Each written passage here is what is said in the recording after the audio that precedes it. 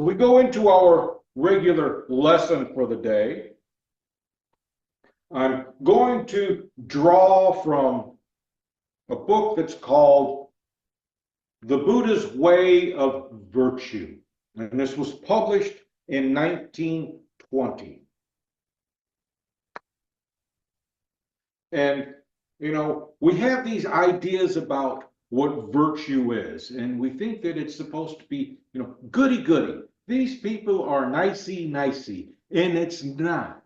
Virtue, a virtuous person is someone who does the right thing, which is not always going to be representative of justice or kind of favoring one person.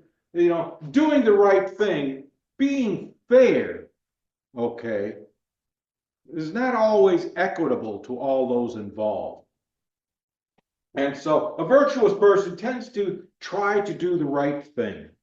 And anyway, he tells us that for all classes, meaning all levels of society, the Buddha has the same message, which is nice, you know, because sometimes we think the privileged get everything that's all goody-goody, and us on the bottom here, we get all the crap that rolls downhill. But that's not the case here.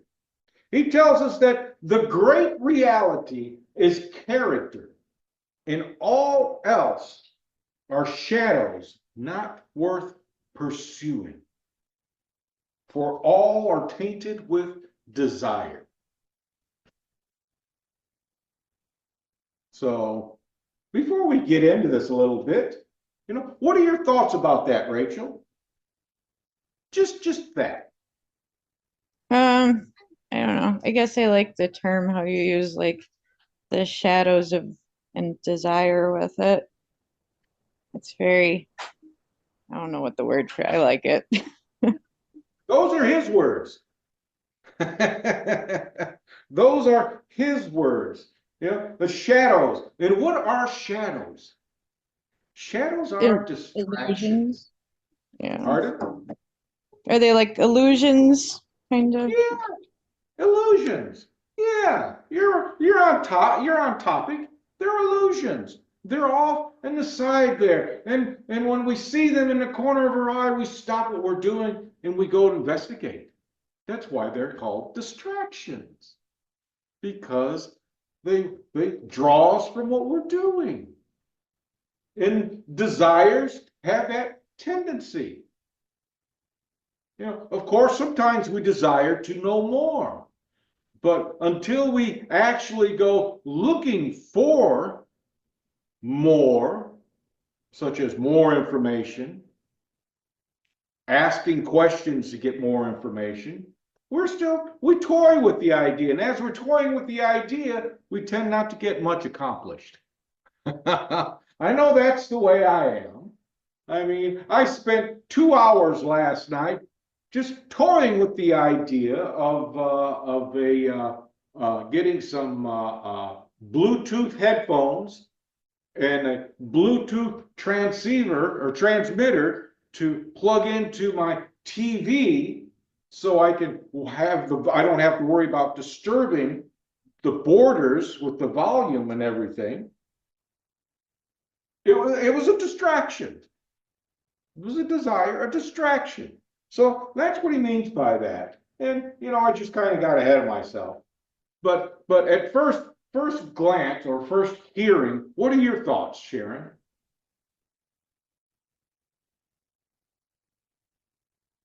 Life is a distraction, so. But we can't put life on a shelf. I know. So there's so much distraction around us that more distraction than anything else, I guess. So yeah, it's hard to stay focused on the character that he's talking about. I assume you mean character as a person's way, not way, but they're how they are perceived and and that they do the right thing, like you said about before, about the right thing. Doing the right thing isn't always, Not always easy. no, it's not. So, yeah.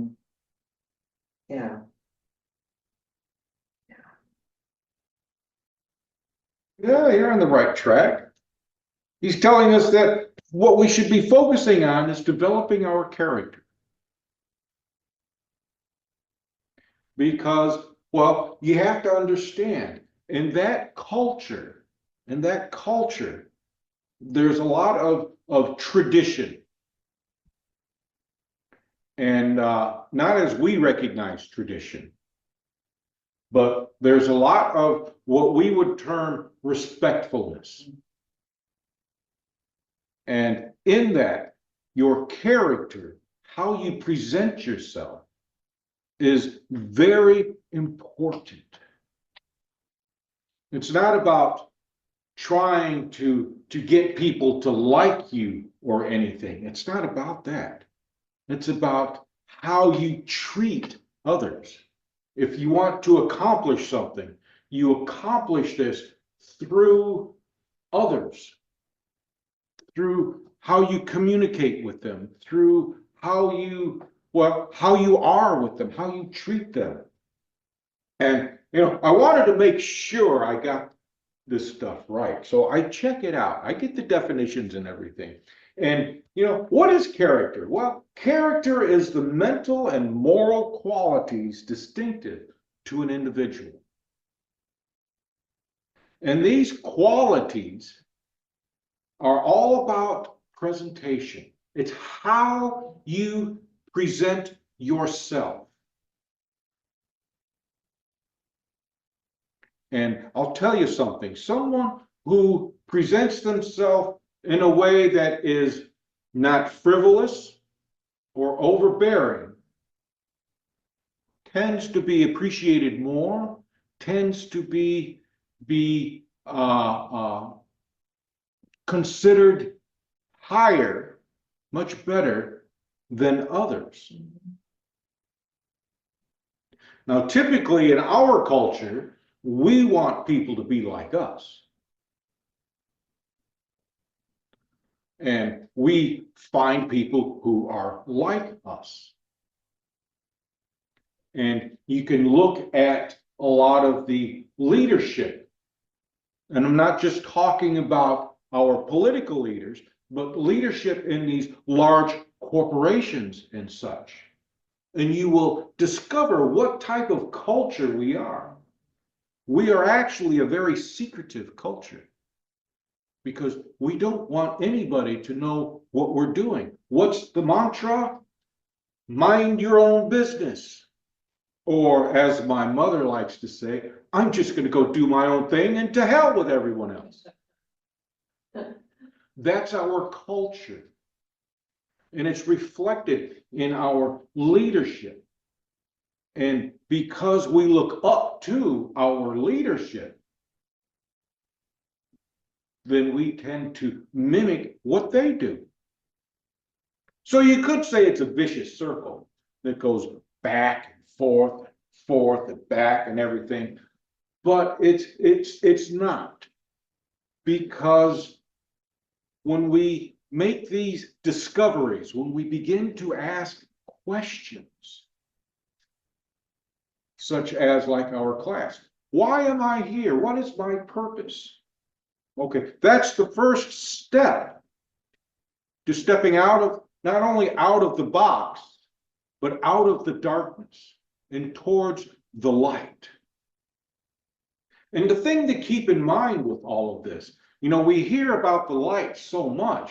However, when you're right in front of the light, okay, you can't see anything because you are blinded by the light. So you don't want to be there. You don't want to be in the dark. You want to be, well, what's it look like? What does the world look like on a cloudy day? You can see everything crystal clear because the shadows are minimal and the glaringness of the light is minimal. and you can see everything crystal clear. In fact, they tell you that if you're photographing art, you want to do it outside on a cloudy day. So I don't even know where I recall where I was going with that. It just, somebody just dropped it right in there. But our character is our mental and moral qualities that are distinctive to each of us. Rachel has her qualities that just shine out. Everybody sees them and everything. Sharon has hers, and that just shines out. And when you're feeling good about yourself, you have this glow about you. You're not very bright. Don't take it the wrong way either. You know, you're not ingratiating yourself. Think of it like that. Being bright is like ingratiating yourself upon them, making them like you, trying to be seen and everything. But people see that light around you, and they notice it. And that light is a reflection of who you are. Think of character as personality. And, you know, there's no single theory about personality. What it is, how it develops, there's nothing. It's just there. Everybody has their ideas and thoughts about it, and they throw it in the ring with everything else. And it's left to people like us to sift through and say, okay, I like that one makes sense. We'll take that one over there. It's like going to the supermarket shopping. That's what we do. We cherry pick good ideas. That's why some of us go from one church to another church to another church to another church, and we just cherry pick what they have. Okay, I like this. This is good. I don't like that, so I'm just going to leave it. I want a little more of this, though. And that's what builds our character. Our character is an amalgamation of what,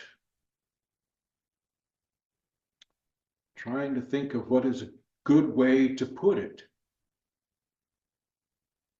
Because part of it is what makes us feel good, both when we are receiving and giving. It's like in our meditation, when others reach out and help us, that feeling, that sensation. And I ask you to immerse yourself in that. It's like that. It's like that. And mental characters, mental qualities, what's that got to do with anybody? Well, that shapes your character, your mental qualities. Mental qualities, yes, but what is mental? What qualities are associated with being mental? Thoughts and. How you think. Yeah. Good. Any ideas, Rachel?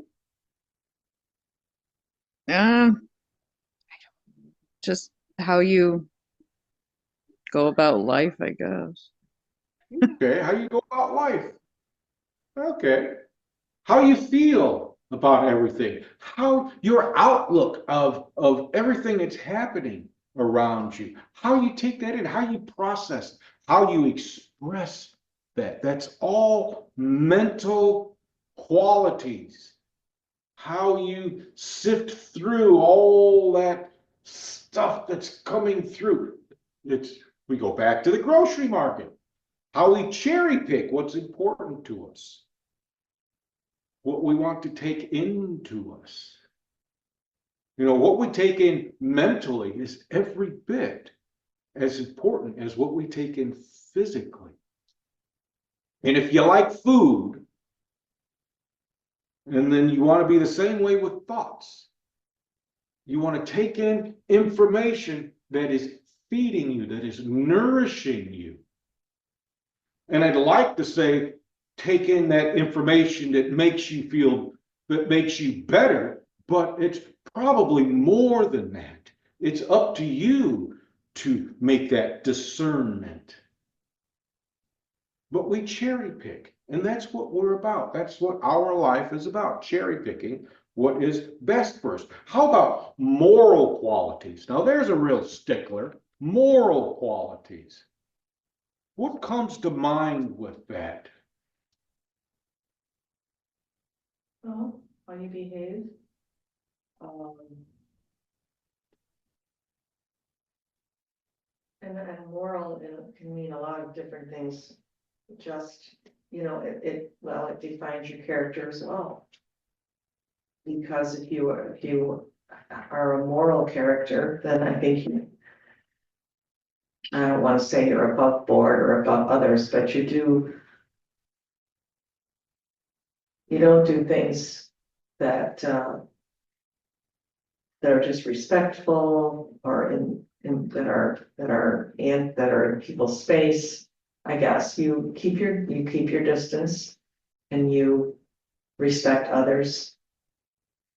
That's my thoughts. Okay. I'm going to share a little something with you. And when I was doing my course, my program, and one of the assignments was about morals and ethics. And I forget where I got this from, but the way this one author described it was that a moral person can talk themselves into doing the wrong thing. Oh, that's possible. Whereas an ethical person just doesn't do it. They just walk away. Interesting. And it's interesting because most people associate morals with the Big Ten, the 10 Commandments. Yeah. Most people associate that. And I was thinking about that as I was driving over here this morning. Thinking about that, okay, let me see. I don't recall all of these commandments, but I do recall a handful of them. Let me see here now. Now, the big one, thou shalt not commit murder, or thou shalt not kill. Well, that's out the window. And thou shalt not covet thy neighbor's wife. That's out the window. And here's one I like. Thou shalt not bear false witness. Well, that's out the picture window.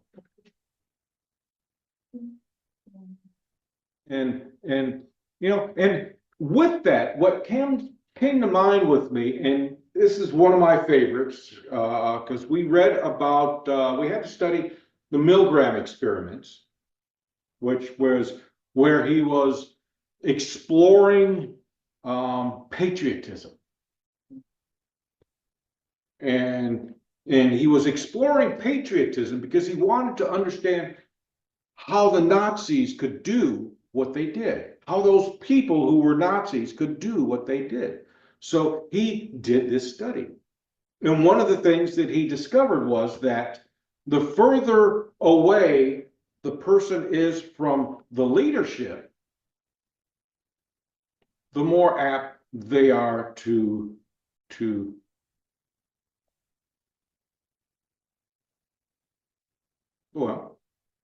not act morally. I was following orders.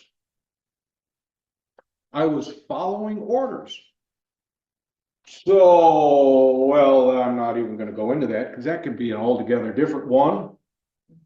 But the idea with that was that a moral person could talk themselves into doing what was immoral by using such phrases. I was following orders, or I was told I would not be held responsible, or it's just not my fault. You did something to me, and it's there's all these ways around it. But if you want to keep the whole idea of morals, which is, and I looked this up, which is principles of right and wrong behavior. So essentially, a moral person is one who will do the right thing. Who will do the right thing. And we can't say acceptable behavior in society, because if you look through history, even today, within the last decade, if you look at history just within the last decade, the standards of acceptable behavior have changed dramatically. So morals would have to be more than what is considered acceptable behavior. Morals would have to be more along the lines of doing what's right, which may be thought as being progressive, equality. Now, there was a time within a decade ago where equality was the thing that we should all move towards. And then that's changing. Equality out the window. Mind you, a bathroom window, because the windows are always smaller in the bathroom window, but still, it's the accepted behavior that's changed. And that's what I'm trying to express, is the idea that morals cannot be linked to acceptable behavior, because that is fluid. It changes continuously. So we have to come back to, if we're going to support what Buddha is saying, we have to come back to doing the right thing. And the right thing will always gain respect, which is the nice thing. Because I've put in here, in the case of Buddha, it would be a code of interpersonal behavior that is acceptable in society. Of course, when at Buddha's time, okay, that would be the correct application, because everything was transactional. Everything was, you do this, I do that. Respect. You treat everybody with respect. And when you do something that will bring you ill repute, then not only have you harmed yourself, but you have harmed everyone around you. And that was the thought process at that time. So, we like to bring this up forward and apply it to our time, but we have to understand what it was like when it was originally postulated, which was that you be respectful, you treat others with respect, and you are treated with respect. It's kind of like the golden rule. Do unto others as you would have them do unto you. If you're fair with other people, they will be fair to you. And this is what he's talking about. This is why he is saying the great reality is character. In other words, it's all about you. And it's all about how you treat people. All else are shadows, not worth pursuing. Meaning that they will distract you, they will get you into trouble and everything, and all are tainted with desire. And desire, yes, desire is what gets us here today in the morning to listen to me stand on my soapbox.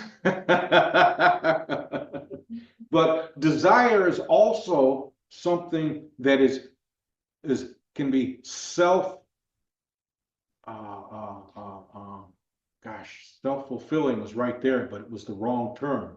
Self-serving. That's the message that he's trying to get through to us today, is our actions, if they are self-serving, then they are a disservice to ourselves and to others. It's just something to to consider, not comprehend. It's something to consider as you move through life. So, oh, today might be short. Anyway, so what are your thoughts about that, Rachel? Well, I thought that it's good to maintain a balance with things and with people too, because like you said, like if you're too worried one way or the other, it doesn't go well, basically, about how you're treating people or how you're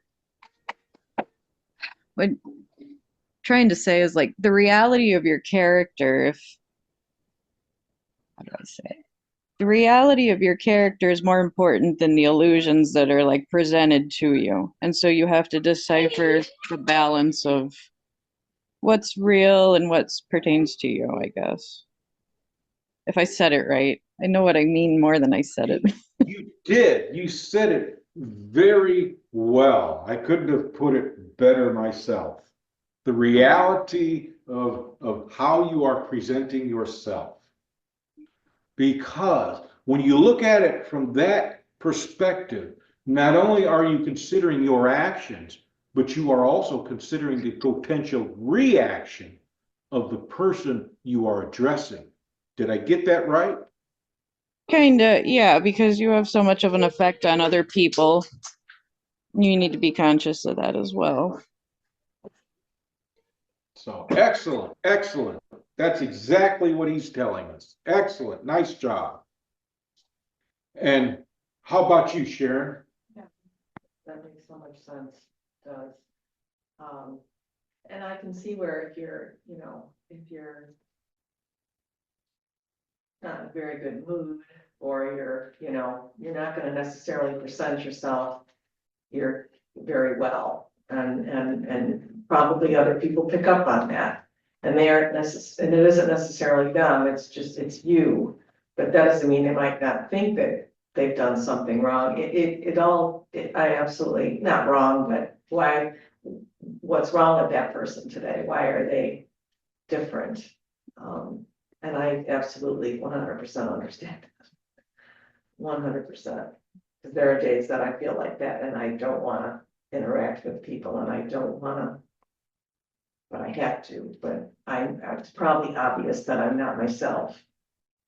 But yeah, it's hard to maintain that level of I guess where you are. And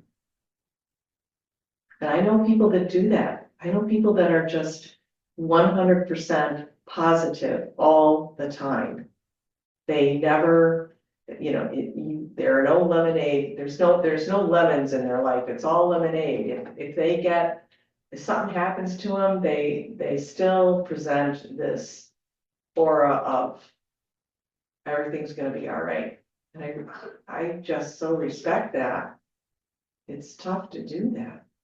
So and they may be feeling awful inside, but that's not what you're seeing. That's not what they put out there. So Yeah. it's interesting. It's just interesting to, understand how you present yourself, just like you said, on a personal level. Interesting. A person of good character will admit they have crappy days, Mm-hmm. and they will be the first one to apologize Mm-hmm. Yeah. to any wrongs they may have perceived that they have done to you. Yeah. Okay. See, that's the big trick. Mm-hmm. You're not putting out a front, having the presence of mind to know that you are crappy, you do your best, and then when you encounter them again, especially in a work environment, you encounter them again, you just apologize. I'm sorry about yesterday. I was just in one of those moods. Yeah. And, anything I may have said or done that you may have taken offense with, I apologize for it. I've done that. Mhm. And that's huge because they feel important. I'll share a story with you. I was training a supervisor, and he was working at my bench. And, I had my radio, everybody's got their own radio, and I'd turn it up, certain songs come on, and I'd really get into it. And he had said something, and I said, well, my bench, my rules. And so break came around, and I got to thinking about that and said, Philip, what the hell were you thinking? So when he came back, I made it a point to apologize for my comments and everything. And his response to me was, thank you for that. That really makes me feel important. So it's not just about stroking ego. It's about doing the right thing. That's why the law is a distraction. That's why dismissing the law is a distraction. Because the law, you have to understand, the law, the whole purpose of the law is to protect others from you. That's the purpose of the law. So if you follow the letter of the law, you're doing the bare minimum. Okay, now there's this nice line where Jesus tells everybody that the righteous are a law unto themselves.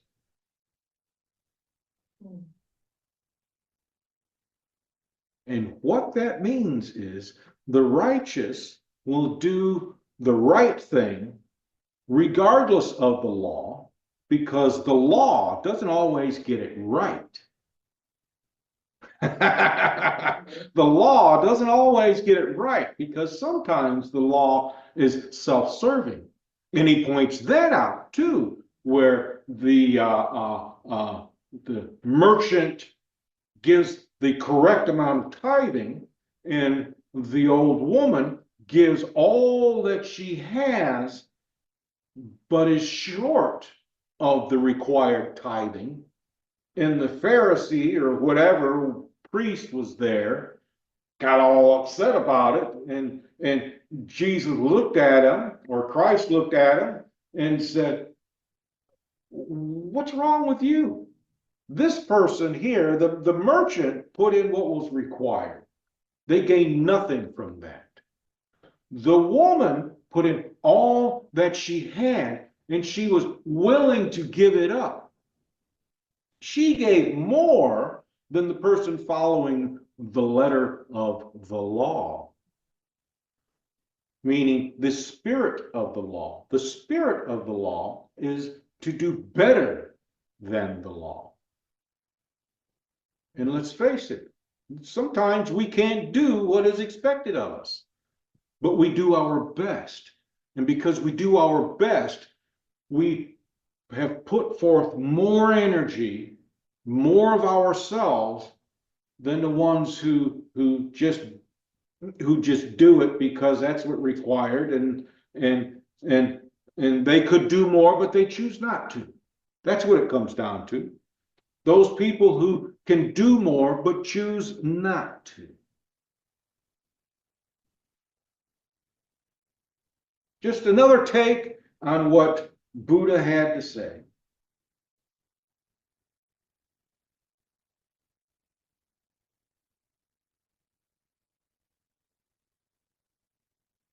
So I want to thank you for allowing me to share this with you, and I want to thank each of you for saying something, for voicing your opinion, sharing your thoughts, teaching me.